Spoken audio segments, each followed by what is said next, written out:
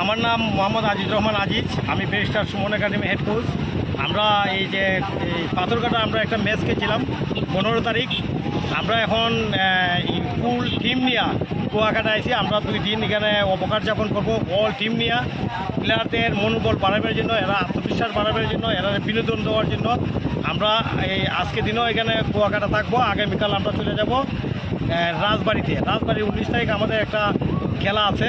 এটার জন্য আমরা এই অবকাশের ভিতরেই আমরা একটা 1 ঘন্টার একটা প্র্যাকটিস সেশন আমরা সেটা নিলাম প্লেয়ারদের ফিটনেসটা ঠিক রাখার জন্য, এবং আনন্দের সাথেই আমরা এই সেশনটা করছি। এবং আমি আশাবাদী আমার প্লেয়াররা অনেক ফিট, কারণ রমজানের পরে একটু সময় লাগবে ফিট হইতে, তো আমরা 80% ফিট হয়ে গেছি। আমরা আগামী ম্যাচের জন্য প্রস্তুত। আমি ধন্যবাদ জানাই আমাদের একাডেমির প্রতিষ্ঠাতা হবিগঞ্জের মাননীয় 4 আসনের সংসদ সদস্য ব্যারিস্টার সাইদুল হক সুমনকে। আমরা এই পাথরঘাটা এবং কুয়াকাটায় যে আমরা অবকাশ যাপন করার জন্য যে ব্যবস্থা করে দিয়েছেন, ওনাকে অসংখ্য ধন্যবাদ আমার পক্ষ থেকে, এই একাডেমির পক্ষ থেকে, টিমের পক্ষ থেকে, খেলোয়াড়দের পক্ষ থেকে, যে চেয়ারম্যান সাহেবের অসংখ্য ধন্যবাদ। আমি আশা করি এই স্পিডে আমরা আগামী ম্যাচটা অনেক ভালো খেলবো। থ্যাংক ইউ আপনাদেরকেও, আপনারা এত কষ্ট করে আমাদের সাথে।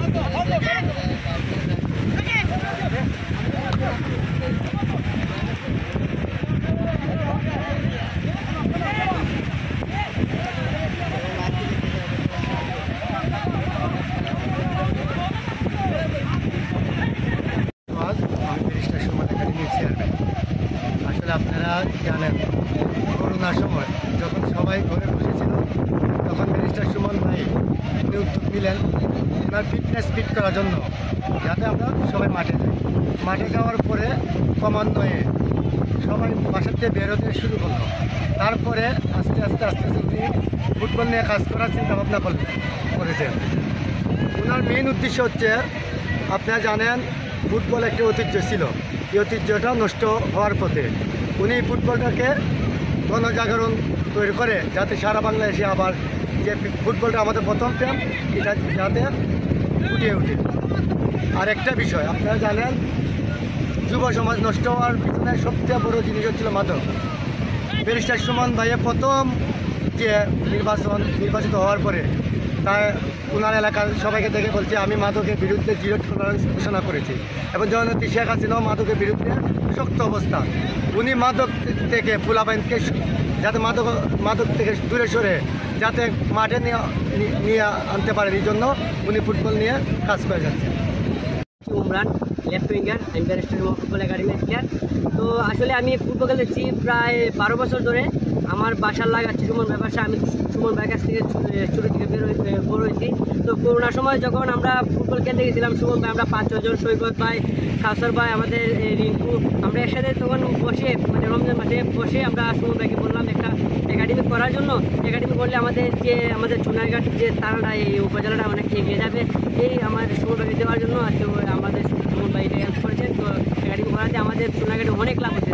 যেমন প্রতিটা আমাদের ফুটবলাররা একটু গরিব থাকে, সারা বিশ্বে জানেন ফুটবলাররা গরিব থাকতে সুমন ভাই আমাদের যে উপজেলার মধ্যে যেগুলো জিনিস দিয়েছেন, ফুটবলারদেরকে টমটম কিনে দিয়েছেন, ফুটবলারদেরকে টাকা দিয়ে সহযোগিতা দিয়েছেন, ব্যবসা দিয়ে করছেন, অনেক কিছু দিয়ে সহযোগিতা করছেন। তো আসলে মানে সবাই সুমন ভাইয়ের কাছে মানে সন্তুষ্ট। আর সুমন ভাইয়ের কাছ থেকে কী পাবো আমরা বলে বাজাতে না, উনি হঠাৎ করে আমাদের দিয়ে দেন।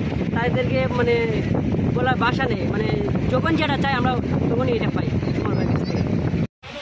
কুয়াকাটা আসার উদ্দেশ্য হচ্ছে গিয়ে আমরা দীর্ঘদিন আমরা বেস্ট সুমন ফুটবল একাডেমি একটা ধারাবাহিকতার সহিত অনুশীলন করে যাচ্ছি। রমজান মাসেও কিন্তু বেস্ট সুমন ফুটবল একাডেমি থেমে থাকি নাই, রাতের বেলাও আমাদের অনুশীলন ছিল। তো আমাদের ঈদের ছুটি কিন্তু আমরা কাটানোর সুযোগ ছিল না, যেহেতু পাথরঘাটা বরগুনা পাথরঘাটা আমাদের ম্যাচ ছিল, আমাদের প্রস্তুতির থাকার দরকার ছিল। সেই জন্য আমরা পাথরঘাটা ম্যাচ খেলে আমরা কুয়াকাটা এসে আমরা এখানে একটু ঘোরাঘুরির পাশাপাশি আমরা আমাদের অনুশীলনটাও সেরে নিচ্ছি, কারণ যেহেতু আমাদের আগামী শুক্রবার 19 তারিখ আমাদের আরেকটি ম্যাচ রয়েছে, আমরা সেই জন্য এখন থেকে আমাদের প্রস্তুতি আমরা করে নিচ্ছি। ম্যানেজার, আসলে আমরা আপনাদের এই কুয়াকাটা আসার একটা কারণ হচ্ছে আমরা 15 তারিখে পাথরঘাটাতে বরগুনা পাথরঘাটাতে আমরা ম্যাচ খেলে দিচ্ছি, তাই আমাদের 19 তারিখে রাজবাড়িতে ম্যাচ রয়েছে। তাই আমরা এই 2-3 দিন এমপি আমাদের অভিজ্ঞ চ্যানেলের এমপি মধ্যে বেশ ভাই বলছেন যে এলাকা সিলেটে গিয়ে আসছে এখানে থেকে কুয়াকাটা থেকে আবার ম্যাচটা খেলা যাবে। তা আমাদের একটাই স্লোগান, বর্তমান তরুণদেরকে মোবাইল থেকে ফিরিয়ে আনতে হবে, মাদক থেকে ফিরিয়ে আনতে হবে। মাদক প্রজন্ম যেগুলো খেলাধুলা থাকলে মাদকের দিকে তাকাবে না। আর এবং আপনি এখন জানেন যে পরিমাণ বাচ্চারা মোবাইলের দিকে আসক্ত, কিন্তু মাঠে কিন্তু খেলোয়াড় আসতে যাচ্ছে না। আগে মা বাবারা ছুটি ছেলে দেখে বা হাতের ধরে মাঠে নিয়ে যেত, কিন্তু এখন সবাই মোবাইল দিচ্ছে, মোবাইলে গেম খেলতেছে। তো এটাতে আমাদের বাংলাদেশ ফুটবল আগাবে না। তাই এমপির মধ্যে হচ্ছে মাদক থেকে দূরে এবং মোবাইল থেকে দূরে কীভাবে দেশের ফুটবল জাগ্রত করা যায় সেটার জন্য আমাদের কাজ করা। ধন্যবাদ।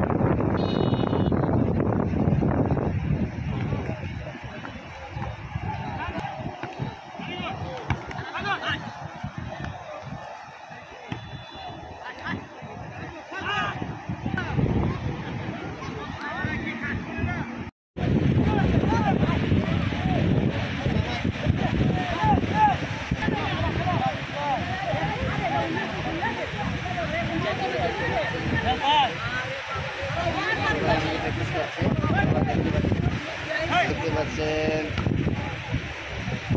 এপাশে আমাদের